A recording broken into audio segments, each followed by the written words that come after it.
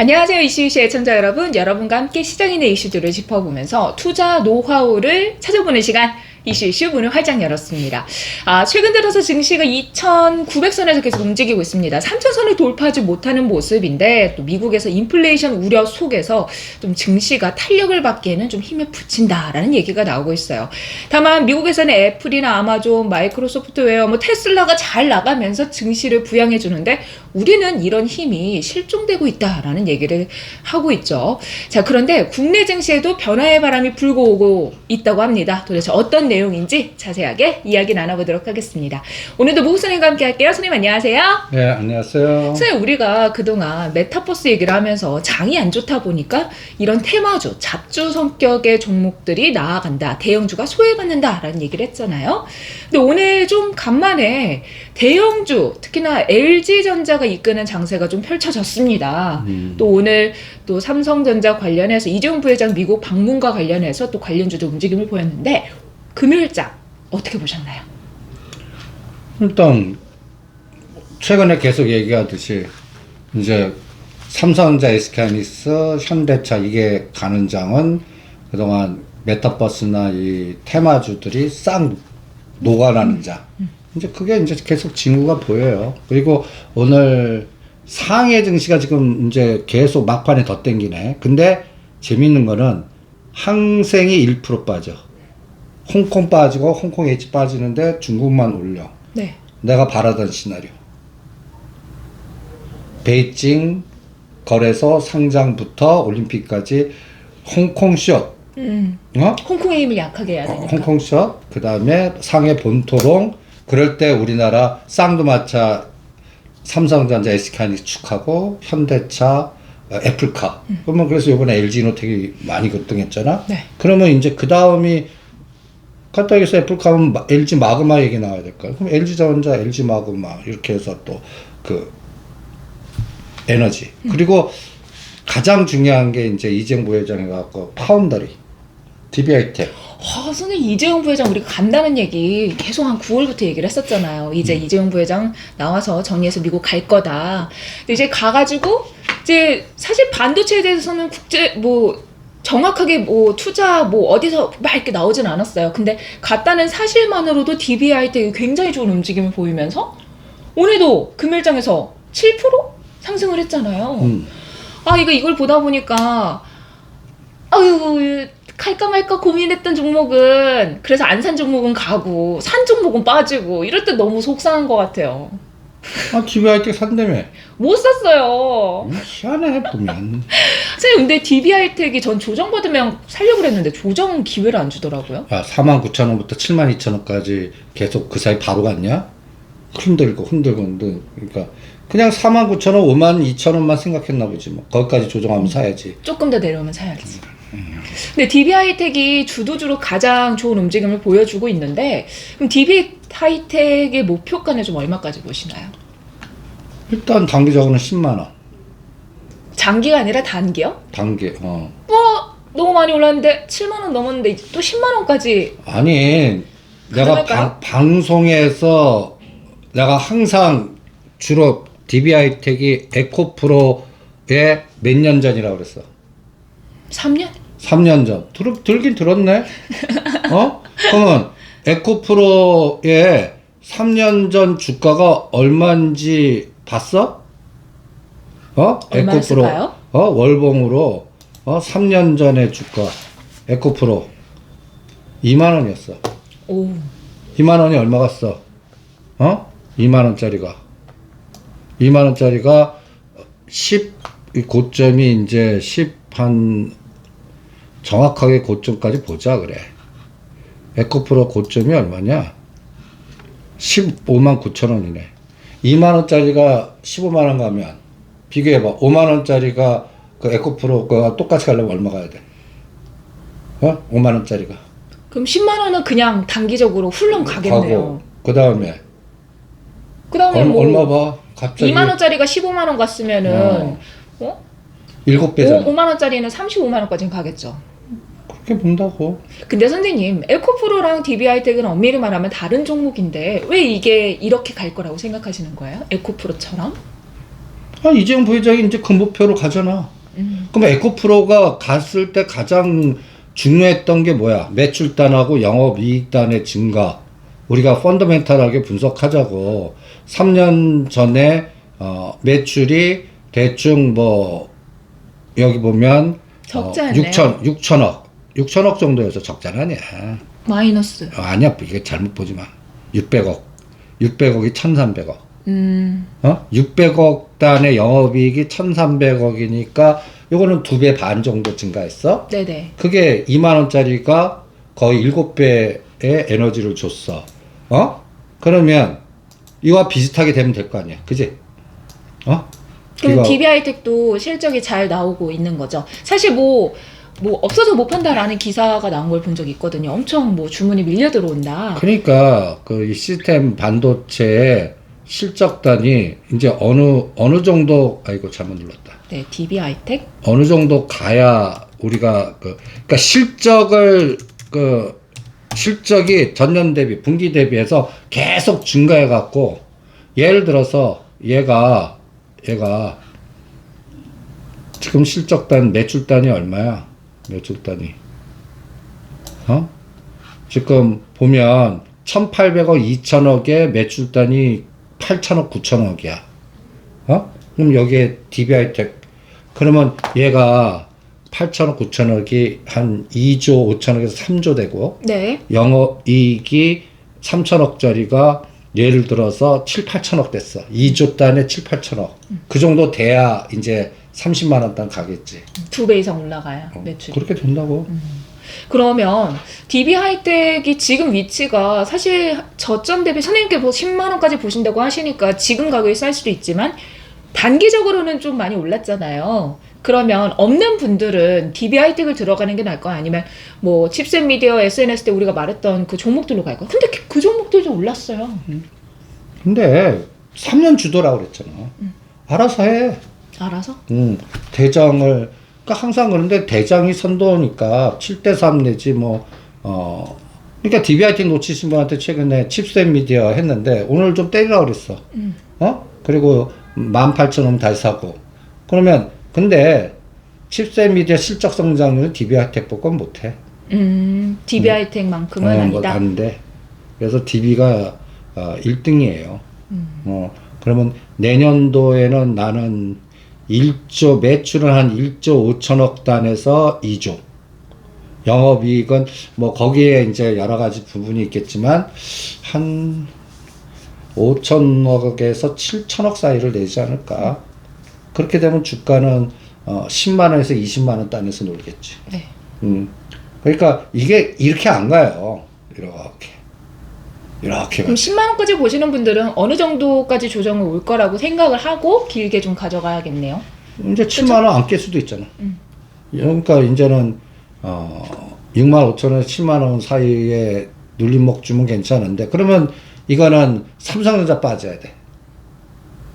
조정을 이만큼 받으려면 삼성전자가 이제 빠져야 된다. 이재용 부회장 왔는데 뭐가 없어. 아무것도 없어. 그냥 공장만 어디 한다만 하고 우리 눈높이가 높잖아. 네. 그냥 왔어. 해줄 거야라고 생각했는데. 그냥 왔어. 그래서 삼성전자 또 7만 원을 깨. 그래서 6만 8천원까지 왔어. 그럼 6만 5천원까지 조정해. 응? 그런데 와서 또 뭘 M&A 하겠다, 더 투자하겠다 해서 삼성전자가 이때부터 7만 2천 돌파, 7만 7천 확 가. 그럼 이거는 그냥 10만까지 바로 가. 그러니까 그거는 뭐 시장한테 맞춰봐야 알지. 예측을 안 해요. 예측을. 그러니까 중심 반은 갖고 있고 팔았다 샀다 해보는 거야. 그리고 이럴 때 하는 게 있잖아. HY축 넣고 칩셋 미디어, DB하이텍 왔다 갔다. 그리고 이제 보조 역할을 할 거라면 AD 테크놀로지라든지 SNS 텍이라든지 다른 종목 같고. 그러니까 어떤 테마에서 봤잖아. 다른 것까지 확산돼야 끝나. 확산됐어? 아직이죠. 그러니까 그 효과는 내년 6월에서 10월 달 보자고. 하나의 주도주가 물지가려면 최소한 8개월에서 13개월의 성숙 기간이 걸려. 8개월에서 13개월. 그러니까 대충 이번 10월, 11월 달에 시작했다면 일단 꽃이 피는 건 내년 3월에서 5월. 진짜 꽃 필 때. 그때쯤에 이제 DB하이텍이 어디까지 치고 나가나. 세력제, 그러니까 단알도 봐봐. 5,000원, 6,000원짜리가 네. 10,000원 돌파할 때가 힘들지. 8, 9,000원 막 흔들잖아. 그러다가 마지막 꽃이 필 때는 아주 그냥 9,000원, 8,000원에서 15,000원까지 그냥 스트레이트로 가버리잖아. 그거와 비슷할 거라고, 이것도. 습관적. DB하이텍도. 그러면 이제 이재용 부회장이 반도체 관련해서 구체적으로 어떤 이야기들이 추가적으로 나오는지가 DB하이텍의 상승 모멘텀이 될 거다라고 봐야겠네요. 체크를 해야 되고. 아니, 나왔어. 더 추가적으로 뭐가 더 나와야 더 호재가 된다고 하시잖아요. 뭐가 없으면 조정을 받을 거고. DB하이텍의 개념은 이미 나왔어. 나왔다고. 파운더리, 그러니까 D램 부분보다 파운더리를 집중하겠다. 네. 그거를 공장 짓고 20조 투자하면서 앞으로 시작하겠다. 그 위치가 어디냐? 텍사스. 그러면 이제 그 삽두고 뭐하고 해서 이제 진행이 될 거 아니야. 최소 빨라야 2025년도에 눈에 보일 거라고? 지금 얼마야? 2021년이라고. 그럼 앞으로 3년 남았잖아. 3년 주도도 그렇게 잡는 거야. 아, 그게 실제로 삽두고 뭐하고 될 때까지 그 기간 동안. 그렇지. 그러면 3년 주가는 주도다. 미리 가버린다고. 그러니까 내가 생각하기에는 그래서 에코프로 3년 전이라고 자꾸 얘기하는 게 그리고 이게 이제 매출이 같이 겹쳐져야지. 그리고, 실적이 나와주고 실질적으로. 그리고 얘 가장 기본 목표는 TSMC야. TSMC 중국. 대만. 아, 대만.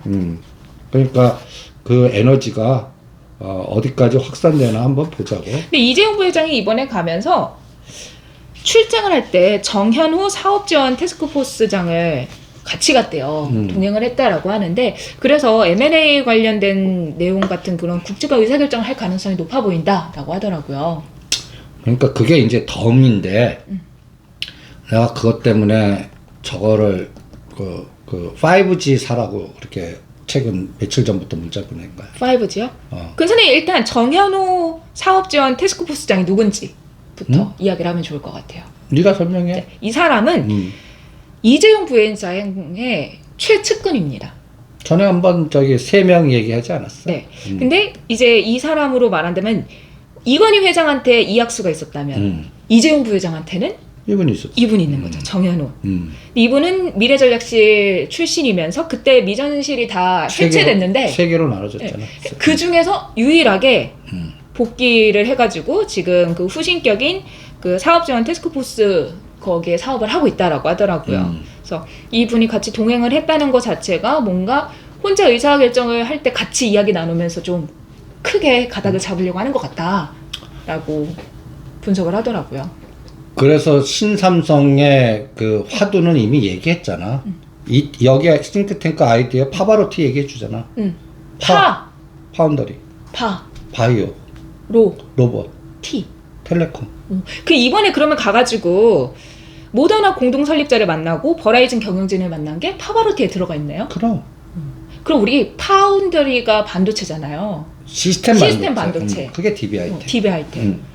근데 선생님 반도체가 지금 중국하고 미국이 막 싸우면서 미국 입장에서는 중국의 우리나라 기업들이 뭔가 투자를 하거나 이런 거를 막고 그러니까 SK하이닉스가 삼성전자가 이게 새우등 터지는 격이 됐다. 그 사이 미국에 있는 뭐 반도체 이런 것들이 더 커질 거다라는 우려가 있더라고요. 그러니까 너는 그거 착각을 그건 D램. 근데 이제 메모리. 그래서 SK하이닉스는 D램 부분에 타격을 받지만 삼성전자도 SK하이닉스 타격 안 받아. 아, 왜요? 선생님 지금 중국의 우시 공장에 D램 반도체 공장 첨단화를 위해서 그 노광 뭐였는데 그거를 장비를 들여야 된대요. 근데 그거를 미국이 야 그거 하지 마라고 해가지고 지금 그걸 못 하고 있다고 하던데요. 그러니까 그거 무슨 얘기야? 미국 빨리 들어와야지. SK하이닉스한테? 야 거기다 투자하지 말고 미국에다 투자해. 근데 지금 SK하이닉스가 그 우시 공장에서 지금 50% 정도를 만들고 있대요. 핵심 그거를. 그게 굉장히 핵심 시설인데 지금 여기다 투자를 하지 말고 미국에 투자해라고 하면 SK하이닉스 입장에서는 미국에 투자해서 이게 어느 정도 궤도 오를 때까지 시간이 들어가고 손해를 감수해야 되는데. 너는 그 뉴스 팩트에 너무 집중한다. 저는 선생님께 팩트 중심으로 이야기를 드리고 선생님의 의견을 듣는 거니까. 무시하라고. 그걸 왜 무시해요? 시장이 그거 반응해서 그러면 10% 빠졌어? 아니, 그러니까 이런 리스크 부분이 있다는 거죠. 아니, 그러니까 근데 그 뉴스가 한참 전에 나왔고 그 상황에서도 주가는 계속 올라. SK 하이닉스 같은 경우. 그럼 왜 올라? 그 재료 보면 때려야지. 불안하다면. 외국인도 때리고. 근데 요새 외국인이 주궁장창 사. 왜 사? 왜 산다고 생각해? 그걸 제가 선생님께 여쭤보는 거죠. 지금. 이런 반대되는 의견을 선생님께 말씀드린 거죠. 그거는 미국이 견제하지. 나는 그 SK하이닉스 이렇게 그 뭐랄까 빨리 투자해서 일로 더 꽂으라는 얘기를 해석을 해서 열심히 또 그쪽으로 뛸 거라고 보고 이쪽은 이쪽대로 돌릴 거야. SK 하이닉스가요? 그럼. 그럼 저번에 말씀하셨던 뭐 최태원 이렇게 들어와 하고 하는 게 또 이제 미국에 투자를 더 해라. 반도체 부분에서. 그래서 지금 이거를 그냥 네. 팩트로 자꾸 해석하지 마. 팩트로. 근데 선생님께 제가 오해하지 않으셨으면 좋겠는 게 이런 의견을 선생님에게 말씀을 드리면서 선생님 의견을 구하는 거니까. 아니 나도 안 돼. 지금 헝다 문제. 그러니까 내가 오죽하면 그냥 매크로 분석하지 마. 그럼 시장이 뭘 기준으로 분석을 하나요? 팩트를 보면서 그 속에서 우리가 이렇게도 생각해보고 저렇게도 생각을 해보는 건데. 그냥 EWY만 봐. 환율하고. EWY. 블랙록이 네. 언제쯤 삼성전자 롱 자꾸 왔다 갔다 하는 거를 방향성 매매를 해주는지. 또 상해를 보라고 그랬잖아. 네. 상해 지금 보면 뭐 헝다 문제 여러 가지 지금 이런 팩트를 보면 네. 중국 증시 오를 수 없어. 논리적으로 분석하면. 네. 근데 난 무조건 4천 넘어. 중국 증시가. 이거를 팩트로 분석하는 거 아니야. 시진핑의 권력자의 의지로 보는 거야. 그쪽 싱크탱크의 의지. 그러면 그쪽을 키우려고 그러면 지금 어디 에너지를 뺏어와야 돼? 미국 에너지를 뺏어. 아니야. 미국 에너지를 어떻게 뺏어와? 그럼 어디 에너지를 홍콩 에너지를 뺏어와야지. 베이징을 키워야 되니까 홍콩 증시를 죽이고. 죽인다는 게 아니라 홍콩으로 중심으로 하고 있는 그 외국계라든지 기관의 에너지를 네. 베이징으로 몰려갖고 그쪽을 키우려고 하는 이 롱숏을 정책적으로 계속 성공시켜야 되고 그러기 위해서는 떡을 많이 줘야 되잖아. 네. 응? 그 시도가 이미 시작을 됐어요. 그거는 그러니까 펀더멘탈하게 분석에 뭐 매크로적인 뭐 예를 들어서 성장률, 금리 이런 거보다 아주 파워 게임으로 보는 거야. 팔로우 더 맨, 시진핑의 생각. 그다음에 시진핑 권력가들의 그러니까 중국을 볼 때 자꾸 우리가 아메리카노 사이즈 우리가 공부한 이 사고로 자꾸 접근하려는 무의식 중에 어떤 그런 게 있어. 네. 근데 중국을 볼 때는 아예 중국의 사람이 돼갖고 이거를 목표를 먼저 세워. 그러면 상해 증시 5,000포인트 만들기. 그러려고 그러면 어떤 거를 죽이고 어떤 애들 뺏어오고 어떤 계획을 하고 어떤 정책을 뽑아내고 얘네들 이런 순으로 봐야 이게 맞아 떨어져. 그러니까 예를 들어서 헝다 문제 나오거나 여러 부실 문제 나오지 어디까지 목표 계획 잡아서 얘네들은 다 죽여. 여기까지 살려. 이런 기획된 전략으로 접근해야 돼.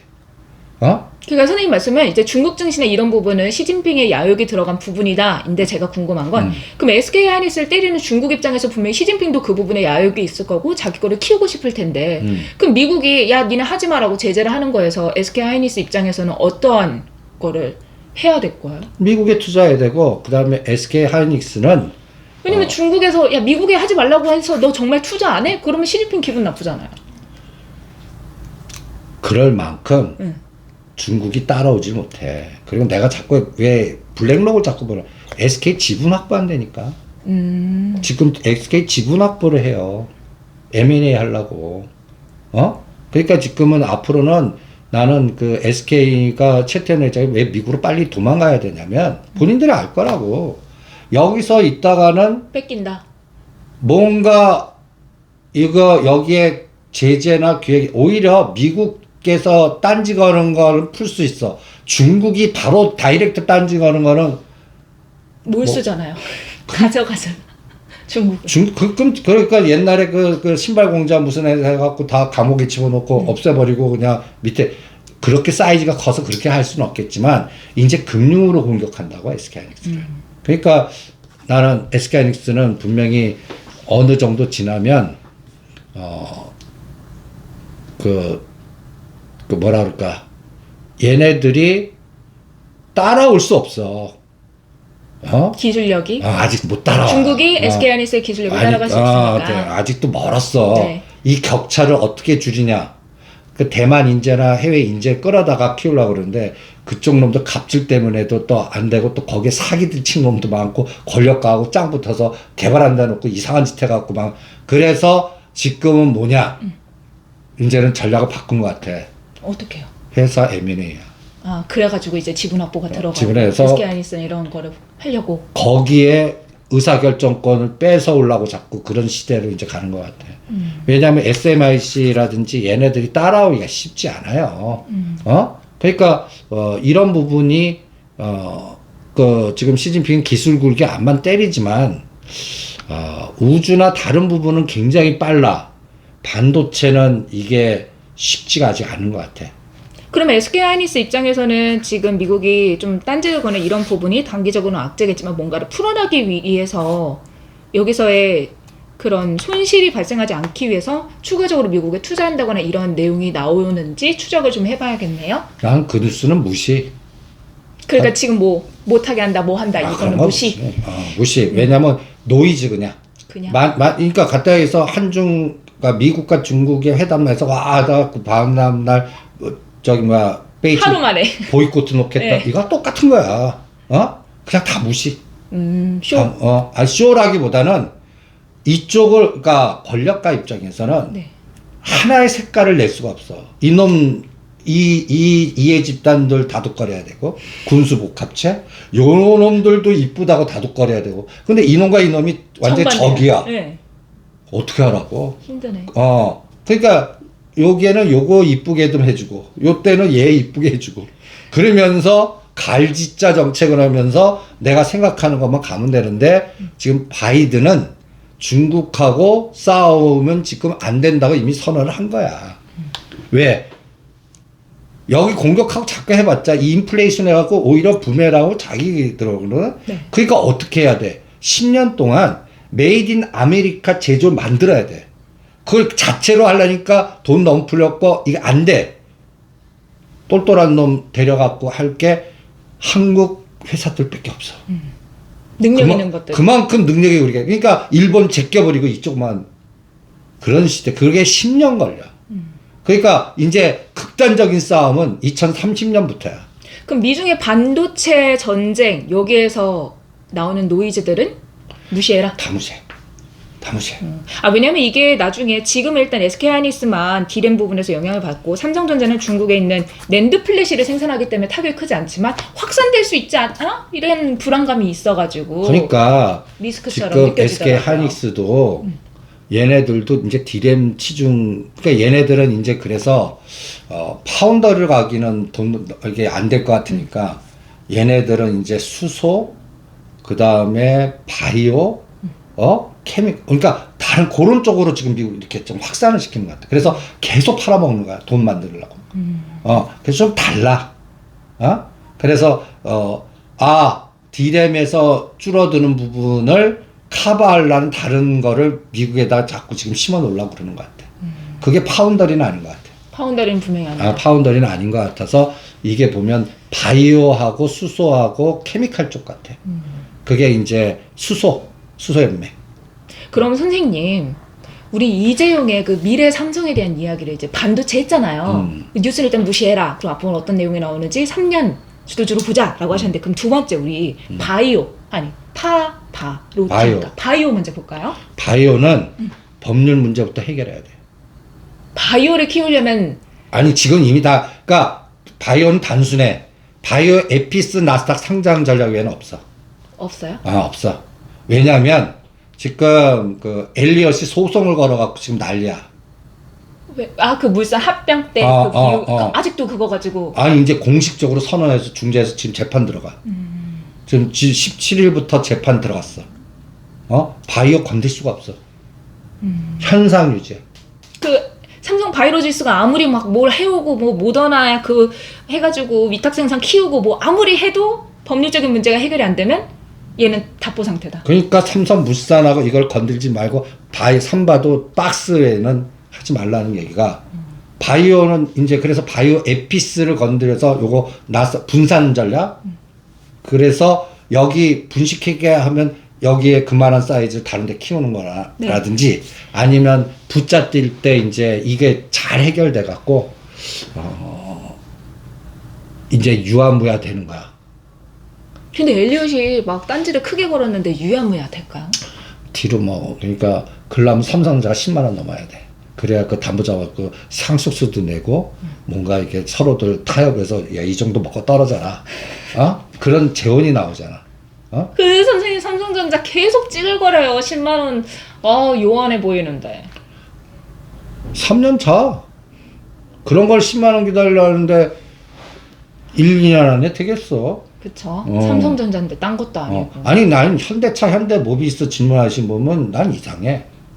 아니 1개월 25만 원 언제 가네. 몰라. 3년 안에 가면 되지. 근데 선생님 이번에 자사주 매입해가지고. 차 그거 갖고 안 돼. 근데 전에 정의선 회장이 예전에 자사주 막 하면서 그때가 저점이었잖아요. 그러니까 지금도 그런 시그널 아닐까요? 시그널은 됐지. 우리 이제 올릴 거다. 나 돈 좀 땡길 거다 하는 시그널. 근데 20% 올리는데 난 1년 잡아. 20% 올리는데 1년. 그 돈을 땡기려면 한 번에 팍 땡겨야 돈이 되잖아요. 그러려고 그러면 애플이 급등하면서 애플카하고 기아하고 악수 딱 하는 사진이 나와야 돼. 그건 뜻대로 쉽지가 않을 수도 있거든. 왜냐면 기아가 애플의 하청업체가 되는 거니까. 애플카 2025년까지 자율주행차 한다고 하는데 우리 그 얘기는 조금 이따가 애플카로 뽑아보고요. 그러면 선생님 이번에 어쨌든 가가지고 누바 아페안 모더나 공동 설립자와 만났다라는 게 그러니까 모더나 만나든 뭐하든 잊어버려. 그게 나는 5G 신호야. 그럼 5G 통신으로 가자고. 파바로티 T로 가자고. T로 바로 갈게요. 이번에 버라이즌 경영진과 만났대요. 그게 중요한 거야. 10년간 인연을 이어왔다라고 하는데 그게 중요한 거야. 삼성의 5대 그게 중요해. 삼성의 5대 매출처 중 하나가 버라이즌이라고 하더라고요. 왜 그게 중요하냐면 네. 오늘 우리가 한국경제에서 내가 그 단알 끝내고 이 위메이드가 이게 이 사람하고 적이고 이 사람하고 이게 이런 거 할 때는 어마무시하게 중요해. 비즈니스 툴을 만들 때 우리가 내가 이 인맥관계 이 과정에서 계속 딴지 걸면 내가 생각하는 것보다 이게 파토가 난다고. 그렇죠. 근데 서로 이렇게 시너지 효과 내서 하려고 그러면 그 인맥관계가 튼튼해야 돼. 그리고 서로 맞아야 돼. 나가 좋은 게 너도 좋고 시너지 효과가 나와야 돼. 네네. 근데 애플이나 퀄컴이나 인텔은 노이즈가 생길 수가 있어 가다가. 그런데 지금 딱 보면 버라이즌에서 그래서 내가 바라는 게 T야. T. 그리고 이게 위드 코로나가 노가다야. 내가 그래서 가상에서 현실로 나오시죠. 대형주 가면 이렇게 했던 가상의 세계는 싹 무너집니다. 라고까지 그렇게 그냥 강하게 얘기하는 것도 왜 그러냐면 위드 코로나 우리가 진짜 자율자동차하고 2차 전지 이런 거 얘기하잖아. 네네. 그러려고 그러면 통신망 이런 게 세워갖고 진짜 끊어지지 않아야 되잖아. 근데 선생님 5G도 아직 잘 안 되는데. 그러려고 그러면 인프라가 어마무시하게 돼야 될 거 아니야. 그렇죠. 내년부터 시작이라고. 5년간. 5년간? 5년간이야. 근데 이번에 5G가 아니라 6G 주파수 실험 준비 중이라고 하더라고요, 미국은. 그러니까 언론은 얘네들은 그 조그만 기술하고 10년을 미리 앞당겨서 해. 이게 우리는 범용화를 자꾸 생각하자고. 사람들한테 일상적인 거. 너무 이렇게 특출난 그거 해놔서 그래봤자 이게 대중화가 돼. 범용적인 거부터 해서 아직까지 자율자동차도 이게 믿지 않는 세상인데, 그러니까 구획간에 손 놓는 건 가능하겠지만 얘가 진짜다 그건 아직까지 아니라고. 이게 뭐 10년 걸릴지 20년 걸릴지 30년 걸릴지 진짜 될지 모른다고. 그런데 문제는 뭐냐, 그거를 할 수 있는 기반의 통신망이나 충전 인프라나 이런 게 이제부터 들어가는 게 신형 SOC야. 그래서 오늘 KMW가 시장에서 움직임을 보여주면서, 근데 움직임을 보여줬다고 하기엔 좀 연속성이 있어야 되는데 고점 대비 쭉 떨어지다가 이제 이렇게 일어난 거잖아요. 그래서 이 하면 두들겨 맞아. 그쵸. 두들겨 맞아. 121선 밑에 있잖아요, 지금. 그러다가 튈 때가 이제 버라이전에서 이벤트를 주나 보자고. 그래서 이 텔레콤 쪽을 계속 논다 그랬었거든. 절대 포기 안 하잖아. 삼성그룹에서 어떤 쪽에는 이 없애요. 텔레콤 놓을 거야. 절대 안 나. 절대 안 나. 그래서 시스템, 텔레콤, 5G 이렇게 해서 미국이 중점적으로 하는 하나의 인프라를 만들 때 버라이전이 반드시 필요해. 난 거기가 오히려 그 파운더리는 이미 정해져서 계획대로 가야 돼. 그러는데 5년 걸려. 그러면 장비주나 이런 것들이 먼저 가겠지. 그쵸. 그리고 나중에 삼성전자가 꽃이 핀다고. 그러니까 3년 기다리시라고, 삼성전자는. 그 대신 부품 따는 먼저 간다고. 그게 DBI텍이라. DBI텍이든 장비주들이 먼저 가고, 그리고 그렇게 하려니까 PCB도 코리아 서킷 이런 것들이 먼저 가고 막 이런 게 그 순서가 있는 것 같아. 그러면 사실 반도체는 이건희 시대 그거잖아요, 유산이잖아요. 그러니까 항상 그렇잖아. 나는 아버지를 부정하는 거야. 내가 아버지보다 더 잘, 그 아버지는 뭐야?